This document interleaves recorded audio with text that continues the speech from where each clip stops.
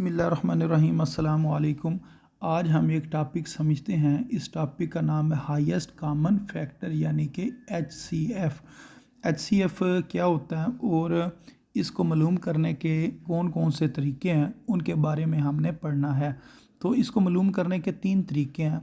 एक तरीके का नाम है लिस्टिंग फैक्टर मेथड और दूसरा जो मेथड है या तरीका है उसको हम कहते हैं प्राइम फैक्टराइजेशन मेथड।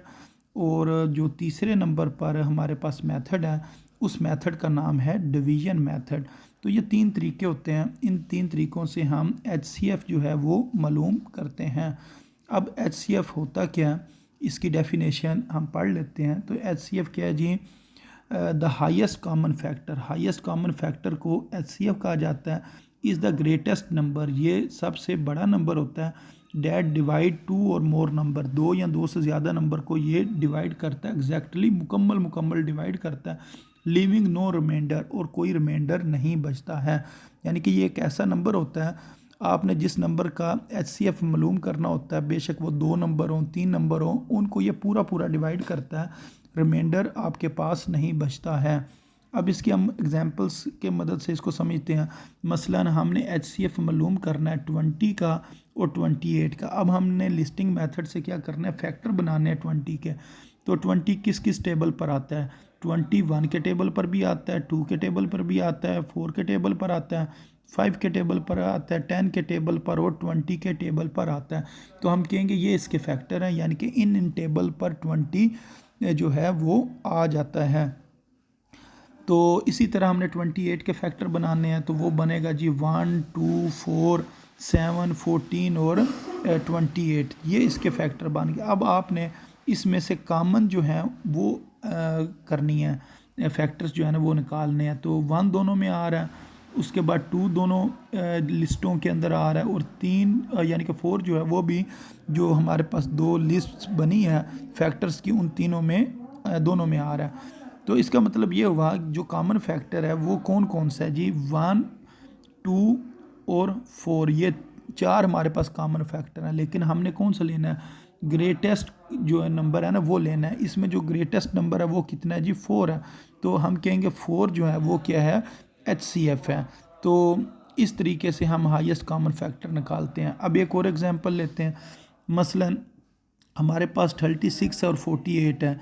इसका हमने लिस्टिंग फैक्टर मेथड से HCF जो है वो मालूम करना है। तो 36 के जो फैक्टर होंगे, यानी कि 36 किस किस टेबल पर आता है? 1 के टेबल पर भी, 2 के टेबल पर, 3 के, 4 के, 6 पर, 9 पर, 12 पर, 18 पर और 36 पर। इन तमाम टेबल्स पर 36 आता है, यानी कि इनके टेबल्स अगर हम देखें इनके ऊपर 36 आएगा। इसी तरह अगर हम देखें 48 कौन कौन से टेबल पर आता है? 1 के टेबल पर, 2 पर, 3 पर, 4 पर, 6 पर, 8 पर, 12 पर, 24 और 28 के टेबल में जो 48 है वो आता है।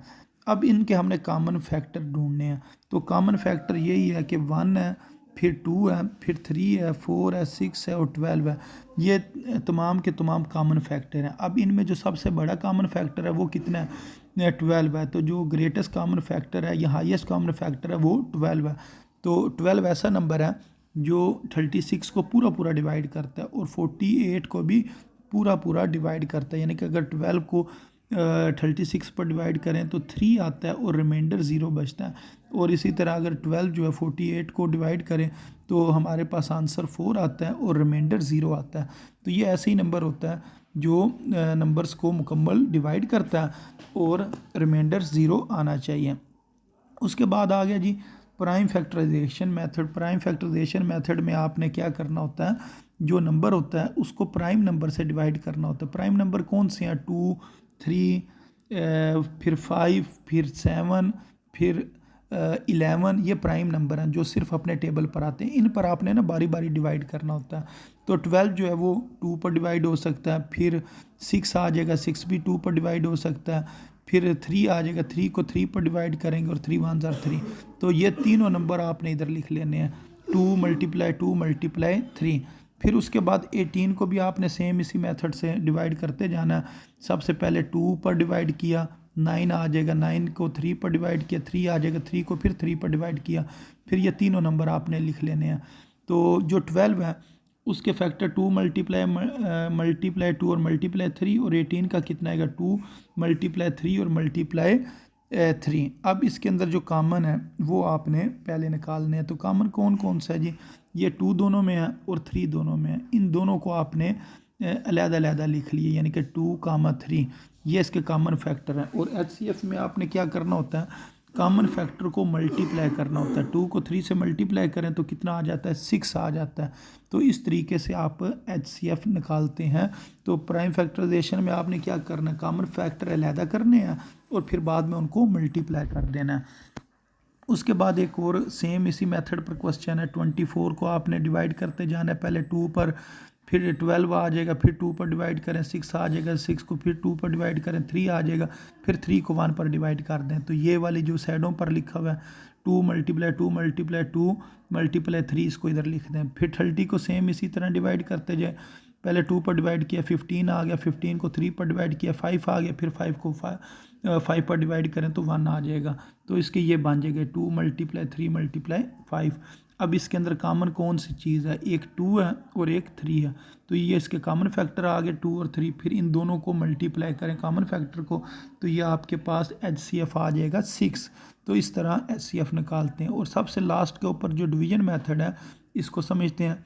डिवीजन मेथड में आपने क्या करना है, ये जो बड़ी टर्म है इसको आपने अंदर लिखना है और छोटी टर्म को आपने बाहर लिख लेना है।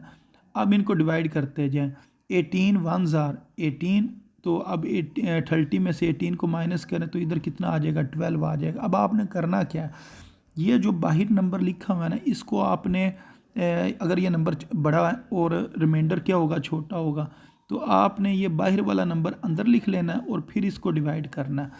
अब आपने 18 को, ये जो 18 था इस 18 को अंदर लिखा और इसको रिमाइंडर से डिवाइड किया, तो इधर कितना आ गया 6 आने के बाद अब ये चीज़ बड़ी है और रिमाइंडर छोटा, अब इसको आपने अंदर लिख लेना। अब 12 को 6 पर डिवाइड करें तो कितना आ जाएगा 2, तो एंड के ऊपर 0 आना चाहिए।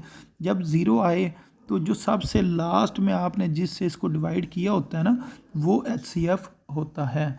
तो एक और एग्जांपल समझते हैं, फिर इसकी समझ आ जाएगी। मसलन 2 नंबर है हमारे पास, एक नंबर है 75 और एक नंबर है 180। 180 बड़ा है, उसको अंदर लिखें और 75 को बाहर लिखें। अब उसके बाद आपने क्या करना है, जब 75 को हम 2 से मल्टीप्लाई करते हैं कितना आ जाता है, 150 आ जाता है। 180 में से 150 निकालें, कितना आ जाएगा, 30 आ जाएगा। फिर आपने क्या करना है, ये नंबर छोटा है और ये वाला नंबर बड़ा है, इस बड़े नंबर को आपने अंदर लिख लेना। इस जगह पर इस नंबर को अंदर लिखा, फिर इसको दोबारा डिवाइड किया, तो इधर हमारे पास कितना आ गया 15। अब 15 क्या हो गया, छोटा, और 30 क्या हो गया, बड़ा। अब ये जो 30 है, इस 30 को आपने अंदर लिखना है और इसको आपने डिवाइड कर देना है किसके साथ, ये 15 के साथ। 15 2 ज़ा 30 और इधर कितना आएगा, रिमाइंडर 0 आएगा। तो इसका जो एचसीएफ है, जो सबसे लास्ट में जिस नंबर से आपने डिवाइड किया और उस डिवाइड करने से हमारे पास रिमाइंडर कितना आया, 0 आया, तो वो जो लास्ट नंबर होता है वही एचसीएफ होता है। तो इधर ये लास्ट नंबर 15 है, तो 15 क्या होगा, एचसीएफ होगा। तो इस तरह एचसीएफ को मालूम किया जाता है। तो उम्मीद है आपको ये तीनों तरीक़ों की समझ आ गई होगी। तो अपनी दुआओं में याद रखें। अस्सलाम वालेकुम रहमतुल्लाहि व बरकातुहू।